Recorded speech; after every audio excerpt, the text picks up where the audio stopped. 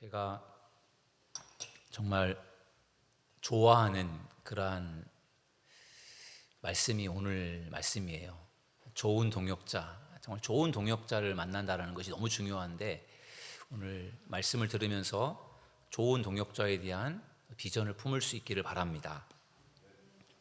중국의 자원치라고 하는 사람은 3살 때 감전사고를 당해서 양팔을 잃었습니다. 그런데 그의 고향 친구인 자하이샤라고 하는 친구가 40살 때 사고를 당해서 두 눈을 실명을 하게 되었어요. 앞을 보지 못하게 되었습니다. 3살 때 양팔을 잃어서 팔이 없이 살았던 이 자운치는 자기의 친구가 앞을 보지 못하는 장애를 갖게 되었다고 하는 것이 너무 마음이 아프고 속상했고, 그래서 자기가 그 친구를 찾아가서 어떻게든지 위로를 해주고 싶었습니다.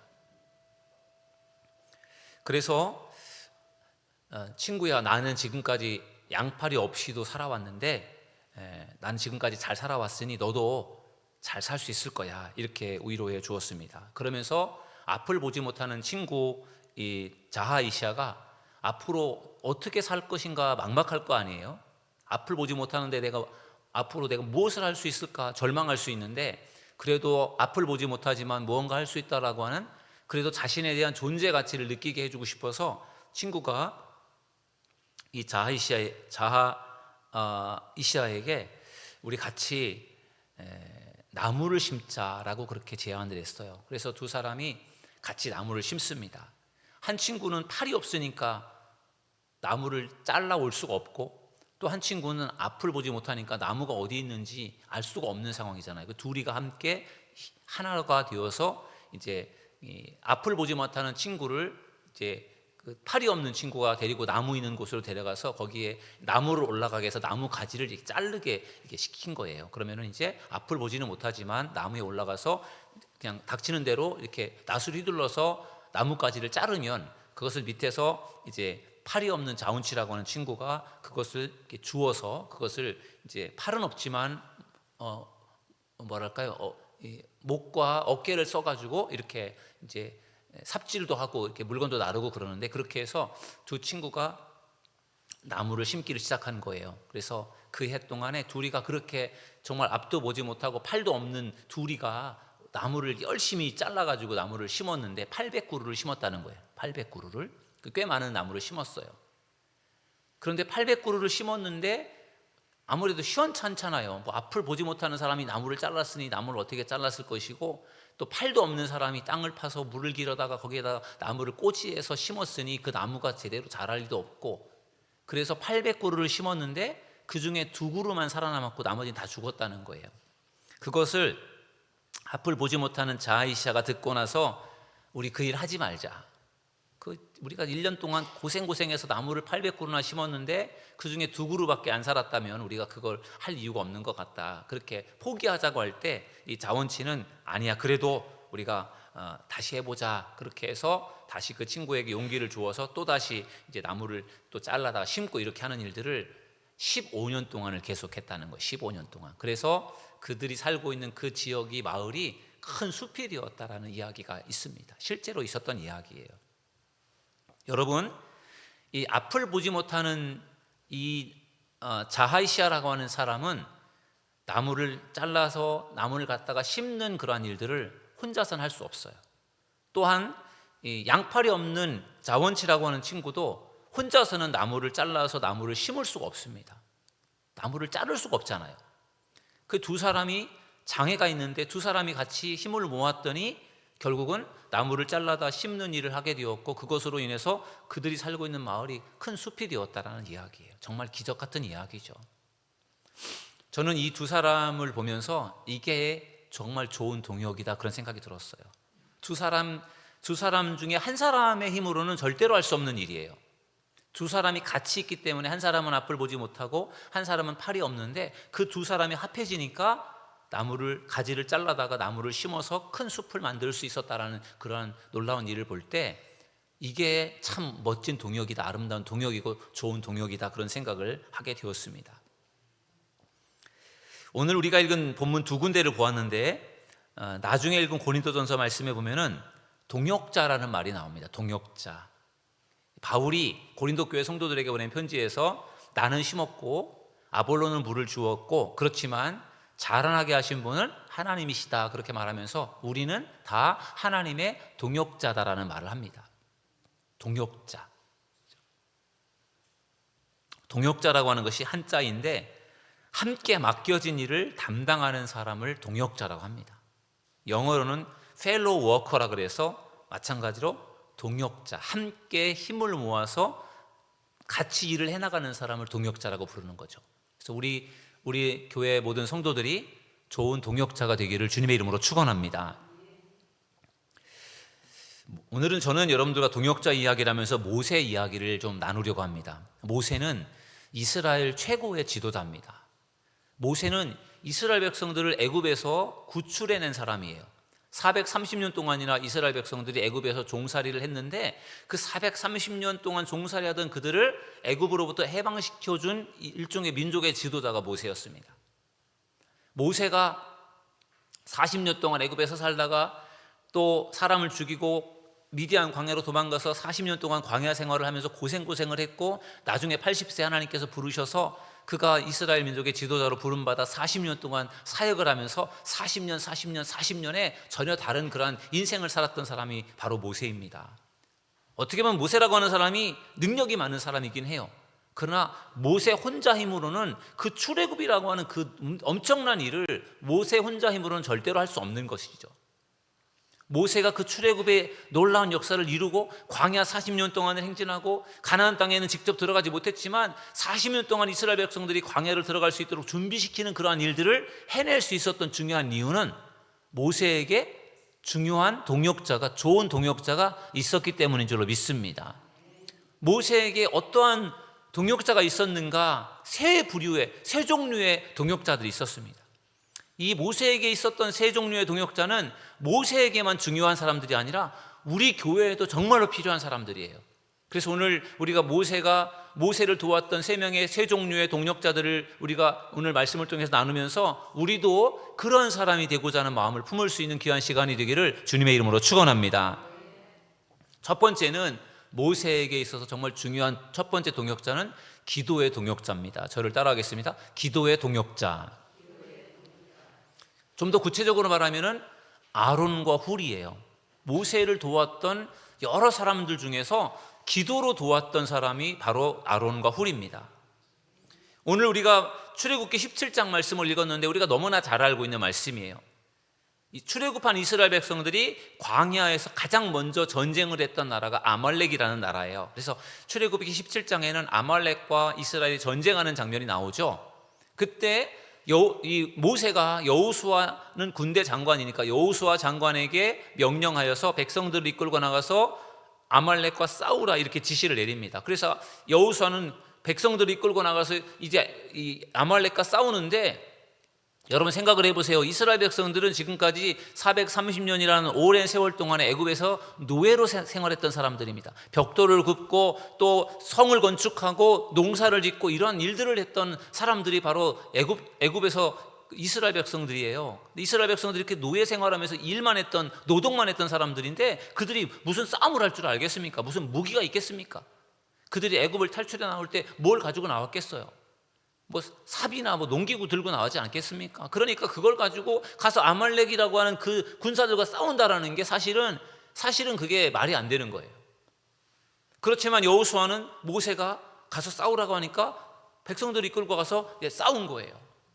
그리고 나서 모세는 어떻게 했죠? 모세는 산 꼭대기에 올라가서 기도를 합니다. 그때 모세가 데려갔던 사람이 아론과 훌이었습니다. 정말 기도의 동역자로 그들을 데려간 것이죠. 그리고 결국은 이스라엘이 아말렉과의 전쟁에서 승리한 줄로 믿습니다. 어떻게 승리를 했습니까? 아말렉과 이스라엘이 싸우는 전쟁에 대한 성경의 기록을 보면은 어떻게 이스라엘이 이기게 되느냐면은 모세가 손을 들고 기도를 하면 이스라엘이 이겼어요. 그러나 모세가 손을 내리면 기도를 멈추면 아말렉이 이겼습니다. 신기하게도 모세가 손을 들어 기도하면서 결국은 이스라엘이 승리를 거두게 되었습니다. 그래서 이스라엘의 승리의 비결은 기도인 줄로 믿습니다. 모세가 기도할 때 하나님께서 이스라엘을 승리케 하신 줄 믿습니다. 이스라엘이 승리를 거두었을 때 이스라엘이 승리를 거둔 이유가 기도의 힘이었다라고 하는 것을 아는 사람은 모세, 아론, 훌밖에 없어요. 여호수아와 이스라엘 백성들은 그걸 몰라요. 여호수아와 이스라엘 백성들은 우리가 잘 싸워서 이긴 줄을 생각하겠잖아요. 그래서 하나님께서 모세에게 말씀해 주셨습니다. 여호수아에게 가서 분명하게 말해 주어라. 이 승리의 비결이 무엇이었는지를 알게 하라고 말씀해 줍니다. 그래서 출애굽기 오늘 본문에서 읽었는데 17장 14절에 보면은 이렇게 말씀합니다. 여호와께서 모세에게 이르시되 이것을 책에 기록하여 기념하게 하고 여호수아의 귀에 외워 들리라. 아멘. 여호수아에게 그것을 알게 하라는 거예요. 어떻게 아말렉을 이겼느냐? 모세가 손을 들어 기도하면 이스라엘이 이겼고 모세가 손을 내리면 기도를 멈추면 아말렉이 이겼다라는 것. 여호수아가 잘 싸워서 이스라엘이 잘 싸워서 이긴 게 아니라 기도해서 이겼다라고 하는 것을 여호수아에게 가르쳐 주라고 하나님께서 말씀하신 줄 믿습니다. 그래야 여호수아가 겸손해지지 않겠습니까? 여호수아가 아말렉을 물리치고 승리를 거두었다고 생각하면 여호수아가 우쭐해 줄 수 있잖아요. 여호수아가 이긴 게 아니고 하나님이 이기게 하셨고 기도를 통해 이기게 하신 줄로 믿습니다. 그것을 하나님이 여호수아에게 가르쳐 주신 것입니다. 모세가 손을 들어 기도하면 이스라엘이 이겼습니다. 그런데 모세도 사람이기 때문에 계속 손을 들고 기도할 수 없으니 손을 내리고 기도를 멈출 때가 있었습니다. 그러면 그때는 어김없이 아말렉이 이기는 거예요. 그것을 지켜보던 아론과 홀이 모세의 양팔을 붙들고 기도를 시작합니다. 그래서 모세가 계속해서 기도할 수 있었고 해가 지도록 모세의 손이 내려오지 않았고 그래서 이스라엘이 승리를 거두게 된 것입니다. 이걸 보면은 모세 혼자서 기도해서 이긴 것이 아니라 모세를 도와서 함께 기도했던 모세의 기도의 동역자가 있었기 때문에 이긴 것입니다. 바로 아론과 훌이었습니다. 아론과 훌, 아론은 모세보다 3살 많은 형이죠. 모세의 대언자입니다. 모세보다도 나이가 많아요. 그렇지만 모세의 대언자로서 모세를 도왔던 중요한 역할을 했던 사람이 바로 아론이죠. 어떻게 보면 아론과 훌은 오늘날로 말하면 교회의 장로님 같은 분들이에요. 모세가 목회자라면 아론과 훌은 장로님 같은 분들이죠. 모세의 양쪽에서 손을 붙들고 모세를 위해서 기도했던 기도의 동역자 아론과 훌처럼 우리 교회의 장로님들도 저와 함께 기도하는 일에 힘써야 될 줄로 믿습니다. 바로 기도의 동역자로서 우리 교회 장로님들이 헌신해 줄 수 있기를 주님의 이름으로 축원합니다. 그 기도의 힘이 매우 중요한 것입니다. 예수님께서 십자가에 달려 돌아가시기 전날 겟세마네 동산에 올라가셔서 기도를 하셨어요.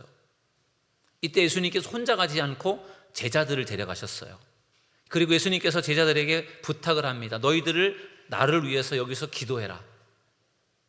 나도 기도할 테니까 너희도 기도해라. 그렇게 하고 예수님께서 12명의 제자들을 기도하라고 시켜놓고 예수님은 그곳에서 좀 떨어진 곳에 가서 혼자서 기도하셨죠.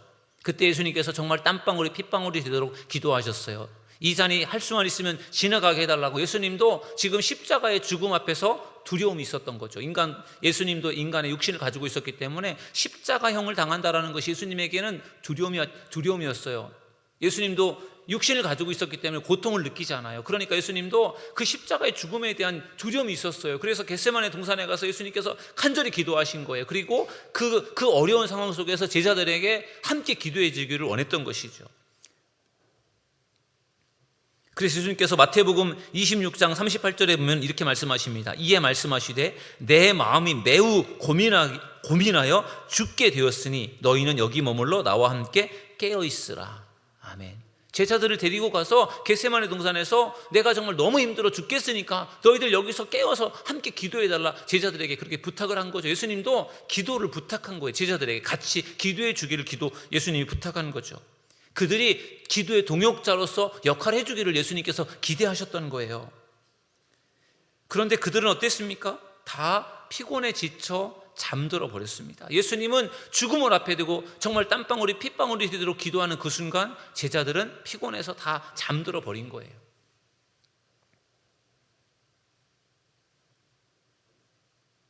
예수님이 너희가 나와 함께 1시간도 이렇게 깨어 있을 수 없더냐 그들에게 책망을 하신 것 우리는 잘 알고 있습니다. 예수님은 마지막 그 힘들고 어려운 순간에 자기를 위해서 같이 기도해 주기를 원했던 제자들이 잠들어 있는 것을 너무나 안타까워했습니다. 우리 교회는 일주일에 금요 치유 예배와 새벽 예배 5번, 이렇게 6번의 기도회를 진행을 합니다. 우리 새해에 더 많은 분들이 우리 금요 치유 예배, 새벽 예배에 참석하셔서 기도에 힘써 주시기를 주님의 이름으로 축원합니다. 물론 집에서 기도하는 것도 물론 필요하겠죠. 그러나 우리가 같이 기도의 자리에서 같이 기도하는 것이 무엇보다 중요합니다. 여러분들이 같이 기도할 때 훨씬 능력이 생기고 놀라운 하나님의 역사가 나타날 줄로 믿습니다. 신년 기도성에 우리가 같이 모여서 기도하는 것도 그런 이유라고 생각을 합니다. 우리가 같이 모여서 말씀을 듣고 기도할 때 하나님께서 더 큰 역사를 주실 줄 믿습니다. 2025년 새해에 우리 교회에 더 많은 기도의 동역자들이 세워지기를 주님의 이름으로 축원합니다. 금요 치유회를 사모하고, 치유 예배를 사모하고 또 새벽 예배를 사모하는 많은 성도들이 참여해서 함께 기도하며 부르짖는다면 하나님께서 2025년도에 우리에게 놀라운 그런 응답을 주실 줄 믿습니다. 우리 교회에 여러분들이 기도의 동역자로 세워지기를 주님의 이름으로 축원합니다. 우리 옆에 계신 분들하고 이렇게 인사하겠습니다. 기도의 동역자가 됩시다. 인사하겠습니다. 기도의 동역자가 됩시다. 네, 정말 기도의 동역자가 되어주시길 바랍니다. 두 번째로 모세에게 정말 중요한 역할을 했던 사람들은 믿음의 동역자였습니다. 저를 따라하겠습니다. 믿음의 동역자. 함께 기도하는, 기도를 도왔던 사람들이 있었기 때문에 모세가 사명을 감당할 수 있었고, 또 모세를 믿음으로 지지해주고 도와주었던 믿음의 동역자가 있었기 때문에 모세가 사명을 감당할 수 있었습니다. 그들은 구체적으로 바로 여호수아와 갈렙이라는 사람들이었어요. 우리가 잘 알고 있는 것처럼 모세는 출애굽한 지 2년이 되었을 때 가데스 바네아라고 하는 곳에서 12명의 정탐꾼을 이제 선발을 해서 그들을 이제 40일 동안 가나안 땅에 가서 정탐을 하도록 그렇게 시키죠. 그리고 그들이 정탐을 마치고 돌아왔을 때 정탐 결과를 보고합니다. 10명의 정탐꾼은 아주 부정적인 보고를 했습니다. 그들 앞에 우리는 메뚜기 정도밖에 수준이 되지 않는다. 그러면서 우리가 그들과 가서 싸워봤자 백발백중 질 것이 뻔하니까 차라리 포기하자 하면서 불평하고 원망을 했습니다. 그들은 믿음이 없었어요. 그러나 여호수아 갈렙 2명의 정탐꾼은 그들과 달랐습니다. 민수기 13장 30절에 보면은 갈렙이 모세 앞에서 백성을 조용하게 하고 이르되 우리가 곧 올라가서 그 땅을 취하자 능히 이기리라 하나. 아멘. 똑같이 그 땅을 가서 보았는데 정말 그 땅을 보면서 절망과 원망을 품고 있는 사람이 있는가 하면 그 땅에 대한 희망과 소망을 갖고 믿음을 갖고 있는 사람이 있는 거예요. 어떠한 눈으로 어떠한 안경을 쓰고 바라보느냐에 따라서 세상은 달라 보이는 것이죠. 세상이 너무 힘들고 어려워서 정말 죽을 것 같은 세상 속에서 정말 죽기로 생각하고 포기하고 좌절하는 사람이 있는가 하면은 아무리 세상이 힘들고 어려워도 그래도 살 길이 있겠다라고 생각하면서 믿음으로 버티고 살아가는 사람이 있는 것입니다. 세상은 똑같아요. 힘들고 어려워요. 그러나 우리가 믿음으로 버티고 기도하며 하나님을 의지하며 살아간다면 아무리 힘들고 어려운 세상도 우리가 다 이겨낼 수 있게 될 줄로 믿습니다. 이것이 믿음이고 이것이 긍정적인 믿음의 사람들의 모습인 것입니다. 여호수아와 갈렙이 바로 그런 사람들이었어요. 출애굽한 60만 명의 이스라엘 백성들은 40년 동안 광야 생활을 했습니다. 여러분, 광야에서 40년 동안을 생활한다는 것이 얼마나 힘든 일이었겠어요. 하나님께서 기적적으로 만나를 내려주셨고 또 정말 오아시스 같은 그러한 우물을 만나게 하셔서 그리고 반석에서 물이 솟아나게 하셔서 그것으로 먹고 마실 수 있도록 하나님께서 도와주셨지만 그 태양볕 같은 광야를 행진한다라는 것 얼마나 힘들고 어려운 일이었겠습니까? 그것도 40년 동안이나. 그러니 힘들만도 해요. 그러니까 불평할 수도 있고 원망할 수도 있고 이해가 될 수 있지만 그러나 그런 상황에서도 여호수아 갈렙은 불평하고 원망하지 않았습니다. 그들은 끝까지 모세를 믿고 신뢰했어요. 광야에서 불평불만하다가 믿음도 잘하지 못하고 이스라엘 백성들은 다 광야에서 죽잖아요. 그런데 똑같이 광야에서 고생을 하면서도 그러나 거기서도 성장하고 그리고 자라가는 사람이 있었습니다. 바로 여호수아와 갈렙이었어요. 똑같이 광야 생활을 다 했어요. 그런데 그 중에서 성장하는 사람이 있고 그 중에서 성장이 안 되는 사람들이 있더라는 것이죠. 우리가 정말 하나님에 대한 믿음, 그리고 모세에 대한 믿음을 품고 있는 것이 얼마나 중요한지를 알 수 있는 부분입니다. 믿음의 동역자는 과연 어떤 사람일까? 제가 성경을 읽고 묵상하면서 모세의 동역자를 세 부류로 정리할 때, 사실은 기도하는 기도의 동역자는 사실은 그건 어렵지 않았어요. 또 사역을 나눠서 사역하는 사역의 동역자도 그것도 어렵지가 않았어요. 근데 이 믿음의 동역자라고 하는 부분이 사실은 참 힘들었어요. 이 믿음의 동역자가 분명히 여호수아와 갈렙이 믿음의 동역자인데, 이게 도대체 믿음의 동역자라는 게 어떤 걸까? 많이 고민이 되었고, 그래서 그것 때문에 많이 저도 묵상하고 기도하고 그랬거든요. 근데 결정적으로 저에게 하나님께서 깨닫게 하셨는데, 이게 뭐냐면은 그 믿음의 동역자라고 하는 것은 결국은 믿음과 의리더라고요. 믿음과 의리. 세상 말로 의리를 지키는 거 있잖아요. 의리 지키는 거, 의리 있는 거, 그게 바로 믿음의 동역자였어요. 여호수아와 갈렙은요, 끝까지 모세에 대한 의리를 지키는 거예요. 그래서 결국은 여호수아가 모세의 후계자가 되어서 이스라엘 백성들을 이끌고 가나안 땅에 들어가지 않습니까? 갈렙도 끝까지 믿음과 의리를 지켜서 여호수아와 함께 가나안 땅에 들어갑니다. 그리고 그는 무엇을 얻습니까? 여호수아는 모세의 후계자로서의 복을 얻었지만 갈렙은 헤브론 산지를 얻습니다. 헤브론 산지는 갈렙을 비롯해서 12명의 정탐꾼이 가나안 땅에 들어가서 정탐을 할 때 갈렙이 보았던 땅이 헤브론이에요.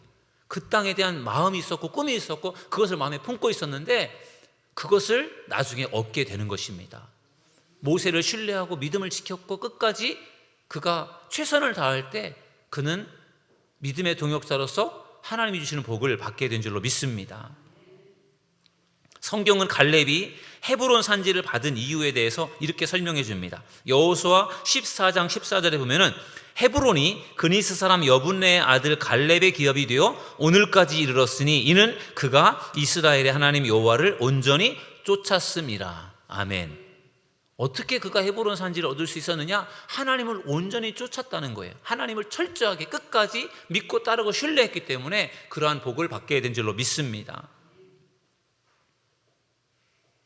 여호수아와 갈렙은 끝까지 믿음을 지키고 모세에 대한 의리를 지켜냈던 사람들이에요. 그러니 모세가 그들을 통해서 얼마나 힘을 얻었겠습니까? 다윗은 이스라엘 최고의 왕입니다. 다윗이 이스라엘의 최고의 왕이 될 수 있었던 이유가 무엇일까요? 다윗에게 능력이 많아서요? 물론 그것도 맞을 수 있습니다. 그러나 다윗이 최고의 이스라엘의 왕이 될 수 있었고 수많은 위기에서 벗어날 수 있었던 이유 중에는 다윗에게도 마찬가지로 좋은 동역자가 있었습니다. 다윗을 돕는 좋은 동역자가 있었어요. 사울 왕의 아들이었던 요나단이 다윗을 신뢰하며 다윗에게 어떻게 보면 믿음의 동역자로서 중요한 역할을 하죠. 또한 다윗에게는 30명의 핵심적인 용사들이 있었습니다. 그 30명의 핵심적인 용사들의 명단이 성경에 역대상에 쭉 나오는데요, 그 30명의 용사들이 대단한 사람들이에요. 정말 충성스러운 믿음의 동역자들이었습니다. 그 30명의 핵심적인 용사들 중에서도 가장 으뜸이 되는 사람들이 첫 번째 세 용사였어요. 어느 날 다윗이 블레셋 사람들이 주둔하고 있는 베들레헴 성문 앞에 있는 우물물을 마시고 싶었어요. 그래서 그 첫째가 되는 그 세 용사 앞에서 어떻게 보면 신세 타령을 한 거예요. 정말 저 베들레헴 그 성문에 있는 그 우물물을 내가 정말 먹고 싶다. 그냥 어떻게 보면 그냥 그런 자기의 어떻게 보면 정말 그 물이 먹고 싶다라기보다는 그것에 대한 어떤 추억 같은 그런 이야기들을 털어놓은 거예요. 그런데 이 세 명 용사가 그 말을 듣고 다윗 몰래 밤중에 그 베들레헴 블레셋 진영에 들어가서 그 우물물을 길어오는 거예요. 여러분, 아무리 세 명이 용사이고 잘 싸운다고 해도 남의 블레셋 그 군사들이 있는 그 진영 속에 들어가서 거기서 우물을 떠온다라는 것은 이것은 정말 목숨을 걸고 하는 거잖아요. 잡히면 죽는 거잖아요. 근데 그 일을 그들이 해냅니다. 그만큼 어떻게 보면은 정말 다윗 왕에 대한 충성심이 강했던 사람들이에요. 그래서 그들이 그 우물을 가져와서 다윗에게 바칩니다. 그리고 다윗은 차마 그 물을 마시지 못해요. 왜냐하면 그 세 용사가 목숨 걸고 가져온 물인데 내가 이것을 어떻게 먹을 수 있느냐. 그래서 그걸 먹지 못하고 그것을 하나님께 드립니다. 그 정도로 이 세 용사는 다윗에게 정말 충성을 다하는 믿음의 동역자들이었습니다. 이러한 믿음의 동역자, 다윗에게 목숨을 걸고 다윗을 위해서 도왔던 이러한 동역자가 있었기 때문에 다윗이 훌륭한 왕으로서의 역할을 감당하게 된 줄로 믿습니다. 그런 점에서 믿음의 동역자가 얼마나 중요한지 모릅니다. 목회를 하다 보면 힘든 일을 만날 때가 있어요. 그리고 교회에 어려운 일이 생기게 되면 목회자의 잘못이 아니더라도 거기에 대한 도의적인 책임을 져야 된다라고 하는 생각이 목회자들에게 있어요. 그래서 교회가 어려운 일을 당하게 되면 목회자들이 그것 때문에 더 힘들게 됩니다. 그럴 때 또 목회자가 그것을 사정을 일일이 다 이야기하기도 참 어려워요. 뭐 변명하는 것 같기도 하고, 그래서 정말 솔직하게 다 이야기도 하지 못하는 그런 좀 딱한 그런 상황에 처할 때가 있거든요. 그런 곤란한 상황 속에 있을 때 그래도 목회자를 믿어주고 지지해주는 교인이 있다면 그것이 목회자에게 아마 큰 힘이 될 줄로 믿습니다. 저는 그런 사람들이 믿음의 동역자라 그렇게 생각을 합니다. 목회자이기 때문에, 사람이기 때문에 때로는 실수할 수도 있어요. 정말 치명적인 그런 큰 문제가 아니라면, 작은 실수라면 그래도 그거를 좀 이해해 주려고 하면 그게 큰 힘이 되지 않을까요? 어찌 보면 우리 교회가 지금 좀 어려운 상황 속에서 지금 이렇게 작년도 그렇고 올해도 그렇고 좀 어려운 시기를 보내고 있는 것 같습니다. 힘들 때일수록 믿음의 빛이 더 비춰진다고 했어요. 우리 교회가 좀 어렵지만 어려운 상황 속에서 여러분들이 우리 교회의 좋은 믿음의 동역자로서 든든히 세워지기를 주님의 이름으로 축원합니다. 앞으로 우리 교회에 정말 여호수아와 갈렙 같은 그런 믿음의 좋은 동역자들이 많이 세워진다면 우리 교회가 든든하게 서게 될 줄로 믿습니다. 우리 옆에 계신 분들하고 다시 한번 인사하겠습니다. 믿음의 동역자가 됩시다. 이렇게 인사하겠습니다. 믿음의 동역자가 됩시다. 정말 우리가 서로를 믿고 신뢰하고 정말 어려운 상황 속에서도 지지해주고 도울 수 있는 그러한 의리를 지킬 수 있는 그러한 믿음의 동역자가 된다면 얼마나 힘이 되고 든든하겠습니까? 여러분들 각자에게 그러한 믿음의 동역자들이 될 수 있기를 주님의 이름으로 축원합니다. 모세에게는 세 부류의 동역자가 있었는데 첫 번째는 기도의 동역자. 모세와 함께 기도하는 기도의 동역자가 있었기 때문에 모세가 사명을 감당할 수 있었고요. 그 다음에 믿음의 동역자, 여호수아 갈렙 같은 끝까지 모세를 믿어주고 지지해주고 신뢰했던 의리를 지킨 믿음의 동역자가 있었기 때문에 모세가 사명을 감당할 수 있었던 것입니다. 세 번째, 모세에게 또 중요한 동역자가 있는데 바로 사역의 동역자입니다. 저를 따라하겠습니다. 사역의 동역자. 사역의 동역자. 이들은 성경을 보면은 천부장, 백부장, 50부장, 10부장들입니다. 여러분, 어느 날 모세의 장인 이드로가 모세를 이제 찾아왔어요. 모세가 어떻게 지내고 있는가 궁금해서 모세를 찾아왔더니 모세가 하루 종일 백성들을 붙들고 백성들의 문제를 해결해 주느라고 하루 종일 시간을 다 보내는 거예요. 모세는 백성들을 하루 한 사람 한 사람 문제를 해결해 주려고 지쳐버리고, 백성들은 수많은 사람들이 아침부터 와가지고 저녁까지 모세를 기다리느라고 시간을 다 보내고, 그런 모습을 지켜보는 이 모세의 장인 이드로가 가만히 보니까 이거는 뭔가 잘못됐다라는 생각이 드는 거예요. 그래서 이드로가 모세를 보면서 너가 하는 지금 이 일들은 비효율적이다. 정말 내가 볼 때는 너가 해야 될 정말 중요한 일만 너가 하고 덜 중요한 것은 좀 다른 지도자들에게 맡겨라. 그러면서 중간 지도자를 세울 것을 이제 제안을 하죠. 출애굽기 18장 22절에 보면은 그들이 때를 따라 백성을 재판하게 하라. 큰 일은 모두 내게 가져갈 것이요 작은 일은 모두 그들이 스스로 재판할 것이니 그리하면 그들이 너와 함께 담당할 것인즉 이 일이 내게 쉬우리라. 아멘. 그럼 모세가 이스라엘 백성들을 애굽에서 이끌고 나와서 그들을 이제 데리고 광야를 40년 동안 행진하면서 누구보다도 이스라엘 백성들은 잘 알잖아요. 속속들이 다 안단 말이죠. 많기는 많지만 다 안단 말이에요. 그러니까 모세가 하나부터 끝까지 모세가 다 해결해 주고 싶은 그런 마음이 있을 거예요. 그러니까 장인이 모세에게 너가 그렇게 하는 것이 옳지 못한 것 같으니까 근데 이렇게 하면 어떻게 하냐라고 제안을 했을 때 모세가 그거를 따르지 않고 싶은 마음도 있을 것 같아요. 그냥 내가 다 할 수 있으니까 그냥 힘들어도 할게요. 이렇게 할 수 있잖아요. 근데 모세가 그 장인의 말을 듣습니다. 그것도 참 대단하다 생각이 들어요. 그래서 중간 지도자를 세웁니다. 그게 바로 아까도 말씀드린 것처럼 1000부장, 그 다음에 100부장, 50부장, 10부장이라고 하는 중간 지도자예요. 그래서 그들에게 일을 분담을 하는 거죠. 모세가 해야 될 중요한 일들은 모세가 하고 덜 중요한 것들은 그 중간 지도자들에게 맡겨서, 군대로 말한다면 뭐 대대장, 또 중대장, 그 다음에 뭐 소대장, 이런 식으로 그 역할을 구분을 해서 그들에게 역할을 맡겼더니 훨씬 일들이 수월하게 되더라는 것이에요. 하나님께서 우리에게도 주신 재능과 은사가 있습니다. 하나님께서 우리에게 재능과 은사를 주신 이유에 대해서 사도 바울은 고린도전서에서 이렇게 말합니다. 각 사람에게 성령을 나타내심은 유익하게 하려 하심이라. 아멘. 이 전후 내용들을 비교해 보면요, 어떤 의미냐면은 하나님께서 우리에게 은사를 주신 이유는 교회를 유익하게 하기 위함이다라고 하는 그런 뜻이에요. 하나님이 저에게도 은사를 주셨고 또 장로님들에게도 은사를 주시고 권사님, 집사님들 여러분들에게 각자에게 주신 은사가 있어요. 내가 받은 은사가 다른 사람 것보다 좀 뭔가 좀 부족해 보일 수도 있겠지만 하나님이 분명히 주신 은사가 있어요. 그 은사를 가지고 일을 할 때 그것이 교회에 유익이 되게 하라는 것이죠. 나를 드러내고 다른 사람을 내가 이렇게 다른 사람을 힘들게 하고 그런 게 아니라 다른 사람들에게 교회에 유익이 될 수 있도록 여러분들에게 주신 은사를 사용하기를 주님의 이름으로 축원합니다. 왜냐하면 하나님이 그것을 위해서 주셨다라는 거예요. 우리 교회에 7개 부서장과 팀장들이 있습니다.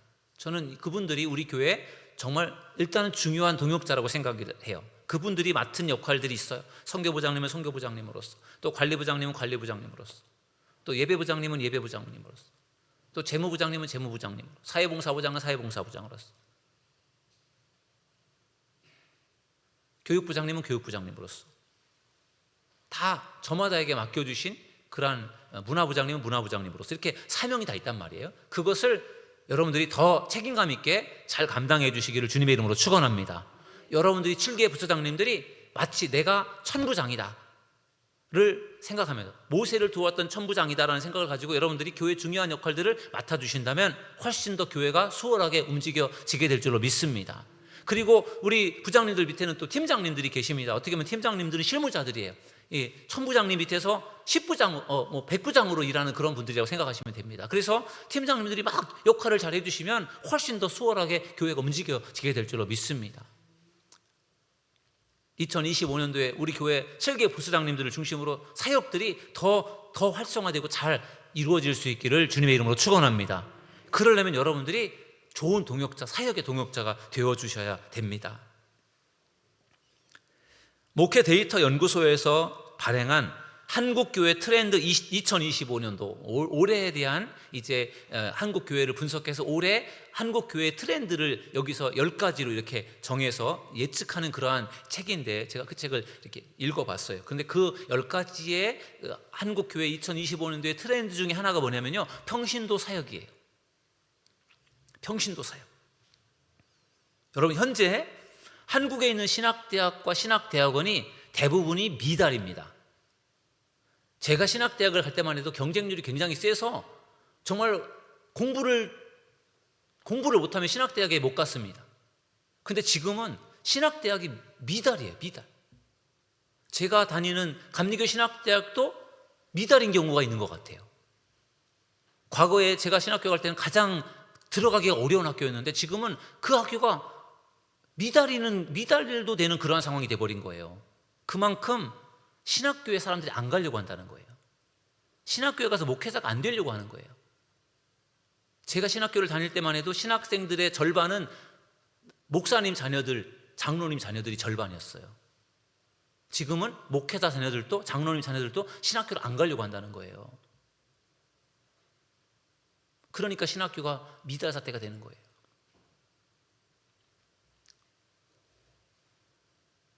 신학교를 졸업해도 사역을 깊이 한다는 거예요. 전도사님을 찾기가 너무 힘들어요. 전도사님을 구하는 것이 하늘의 별 따기처럼 힘들대요. 이 책에 나와 있는 내용이에요. 하늘의 별 따기처럼 힘들대요, 전도사님 구하는 게. 왜냐하면 신학교 가는 사람들이 줄어들었고 신학교를 나와도 사역을 안 한다는 거예요. 그러니까 전도사님이 없는 거예요. 이런 현실은 지방으로 갈수록 더 심각하고요, 중소형 교회일수록 더 심각하다는 거예요. 그래도 서울권에는 또 대형 교회는 그래도 전도사님이 있어요. 그런데 지방으로 갈수록 교회가 작아질수록 없어요. 큰 문제입니다. 따라서 앞으로는 불가피하게 평신도 사역이 한국 교회의 중요한 과제가 되었어요. 이제는 교회에 전도사님들이 없어요. 그래서 부목사님을 두기에는 교회가 조금 형편이 어렵고, 전도사님들이 있으면 교회가 충분히 움직여질 수 있는데 이제는 그런 전도사님을 줄 수 있는 그러한 상황이 못 되는 거죠. 없어요, 줄 수 있는 사람이. 그러니까 그렇다고 해서 교회가 사역을 안 할 수 없으니까 평신도들이 이제 전도사님들이 했던 일들을 해야 되는 시대가 됐다라는 거예요. 앞으로는 경험과 은사를 갖고 있는 성도들을 선발해서 훈련함으로 그 역할을 감당을 해야 되는데, 대한예수교 장로회 통합 측은 2014년도에 제98회 총회에서 무엇을 통과시켰냐면은 평신도 교육사 과정을 출범을 했습니다. 평신도 교육사, 벌써 10년 전이에요. 교회 학교를 살리기 위해서 교육 전도사님을 대신하는 평신도를 양육해 전도사 역할을 맡긴다는 취지였어요. 벌써 10년 전에 장로교회는 평신도 교육자 같은 평신도들을 세워서 교회 학교 어린이들 가르치는 일을 맡기는 그러한 일을 시작했다는 거예요.